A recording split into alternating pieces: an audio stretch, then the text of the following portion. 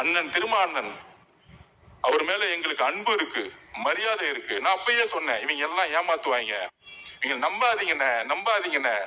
இப்படி சொன்னதுக்காக என்ன கட்சி விட்டு தூக்குனாங்க, அதை விட்டுருங்க, அது பிரச்சனை இல்ல.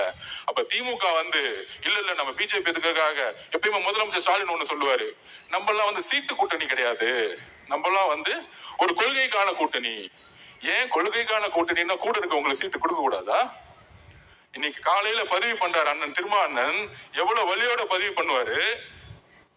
வளரக்கூடாது என்று நினைக்கிறார்கள், போராடி தொகுதிகளை பெற வேண்டும், போராடி நிதியை திரட்ட வேண்டும், நெருக்கடிகளுக்கு இடையில் போராடி வேட்பாளர்களை தேர்வு செய்ய வேண்டும் என்ற பணி சுமைகள் எனக்கு ஏராளமாக உள்ளன.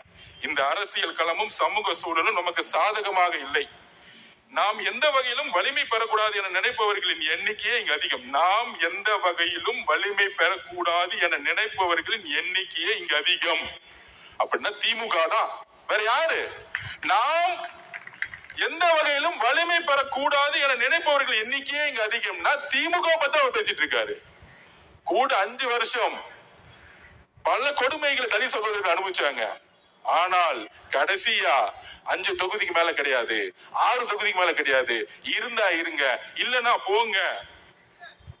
நாம் வளர வேண்டும் என்ற வாழ்த்தவோ ஊக்கப்படுத்துவோ இங்கு யாரும் இல்லை என்பதை யதார்த்தமான உண்மை.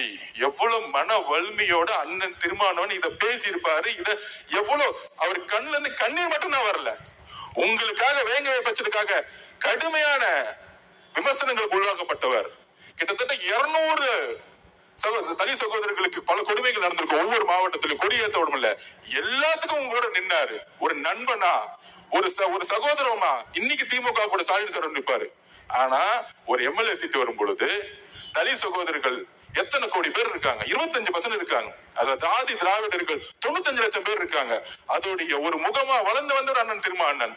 ஆனா அவருக்கு 6 சீட்டு கொடுத்து இருந்தா இரு, இல்ல போனா போ. இதுதான் நான் சொல்றேன், இதுதான் அட்ராசிட்டி, இதுதான் பண்ணையாத்தனம். திமுகங்கிறது பண்ணையாத்தனத்துல இருந்து மாறவே இல்லை. ஸ்டாலின் அண்ணா வந்தாருன்னா மாறுவார் நினைச்சோம், மாறல.